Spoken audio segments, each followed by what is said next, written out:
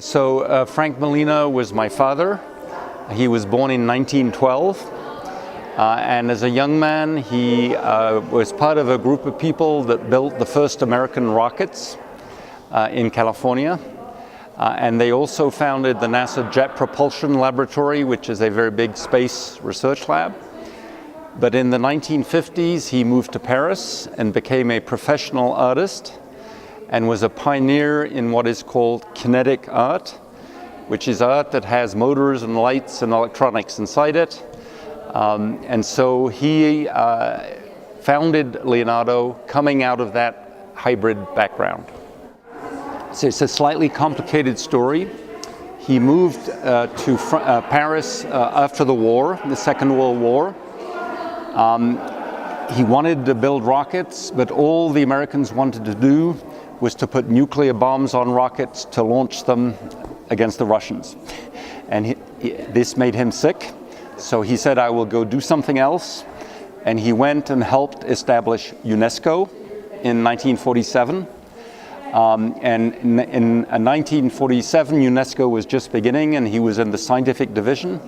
He did much work in Latin America also at that time. But then in 1952, he lost his passport and became a political refugee in Paris and could not travel and could not work and could not get a work permit. And he then became an independent artist in Paris at that time. And so I grew up with my father, the engineer, earning a living as an artist. So there were two things that made him very angry when he started working as an artist. The first was when he tried to show in a gallery, they said, well, if you plug it in, it cannot be art. Today, all kinds of artwork you plug in, and digital arts is now normal. So in 50 years, Leonardo has advocated that artists may use any kind of science and technology for their purposes. And that has been one of the things that he felt very strongly about. The other thing that made him angry is when he had an exhibition, he was not allowed to talk about it or write about it. This was the job of art critics. And they said, artists are stupid, let them paint. We, the critics, are intelligent, and we will tell you what the artist is doing. 50 years later, at ISEA, the artists are talking about their work, they're publishing about their work, and the culture has changed. So Leonardo, of 50 years, has been part of trying to advocate both the combination of art, science, and technology, but also that artists and designers, as professionals, should be able to talk about what they do, publish about what they do, run workshops for other artists, which is happening here. Okay, I'm just going to make another comment. So indeed, the way we think, we tend to put things in disciplines, and I'm an engineer, you are an artist. Many people are hybrids, and during their lives they do several things. Very famous engineer was Samuel Morse in the 19th century, who invented the Morse code, but he made his living as a painter. And there are many people like this. The other problem is our societies are organized around disciplines. There is a minister of culture and a minister of science, and they shoot at each other. But if you go in this park and you find a plant, the plant doesn't know whether you are an engineer or an artist or who pays you to come and see the plant or the butterfly. And so there's a sort of stupidity in human culture that we silo the way we think by our profession rather than by the problem. One of the reasons that when I came to Manizales last year and I've come back is I find the discussion here much more future-looking than in America or in Europe. We're in a very difficult period on this planet with climate change, with social wars and many refugee crises.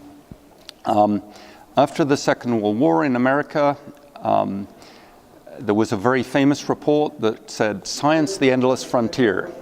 We have won the war, now we will win the peace."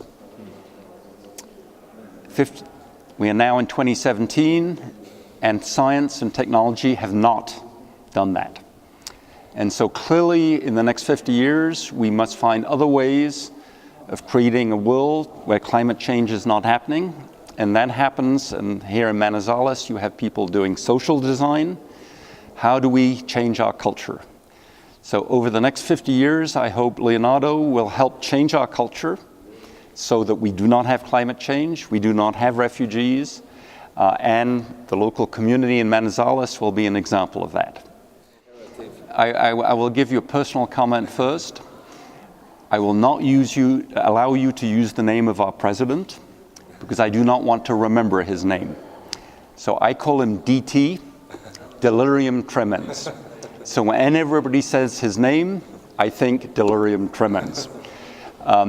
That's a joke, but it's a serious joke. I think we're in a period of transition. So after the Second World War, there had been so many wars in Europe, as you know. They created the United Nations. The United Nations has also failed to bring peace to the world. And so we need a new way of thinking about international networks, and the nation state is probably the wrong instrument for this. There is a Spanish-speaking world. You speak to each other happily. Here, there are people from South America, from Spain. You probably don't ask, what is your passport first? You start talking. So how do we build social networks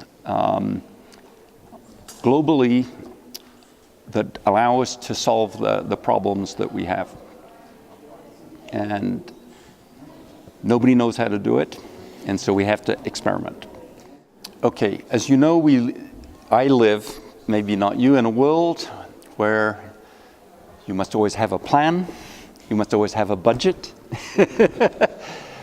The idea of a Leonardo birthday party came from a discussion between Felipe Londoño and Nina Zegledy, and we said, let's have a party, since we're going to be here anyway. And Felipe said, do you have a budget? We said, no. Do you have a plan? No. So we've been here now organizing the party, and Manuela has, I don't know where Manuela is, has agreed to organize half the party. It's a big secret, so I don't know what it will be, but she told me it is called HL for Hora Loca. Yes. So I do not know what will happen at 6 o'clock, and that will be a big important part of the Leonardo party. The first part, we want to do several things. Nina is very interested in intragenerational communication. When people come into this room to drink, you will find the old people drinking together and the young people drinking together. So we would like, by the end of the party, that the old people are drinking with the young people. And that is called intergenerational communication. There are people here who are 80, people here who are 18. So maybe you can help us. So during the evening, by the end of the evening, the old people are talking and drinking with the young people, number one. Number two, Leonardo is part of a network with ISEA and other networks. Ricardo Dalfara, who's from Argentina, will try and help us see in this room which networks are in this room. So if anyone here is part of a network, he will ask you to raise your hand. I'm part of, in my case, the Yasmin network in the Mediterranean. I will ask who in the room is in that network. 6 people maybe, I don't know. And so we will try to make visible to ourselves the networks that are present, and then maybe we can have some exchanges between those networks. The final thing, I talk about the dark culture. A student of mine, Poe Johnson, who is an African American, coined this phrase. The most interesting work on this planet does not happen in universities. In astronomy, we talk about dark culture, where most of the universe does not emit light. So astronomers have been studying the decoration on the universe for 100,000 years because we use light to look at the sky. And most of the sky does not emit light. Most innovation is invisible to universities. So I don't know how I will do this, but in the room tonight, I would like anybody who has never been to a university to tell us about what they have done. Or maybe there are people who are migrants, I don't know, who have come up with inventions. And so there are three ideas: intergenerational communication, networks of networks, and making dark culture visible.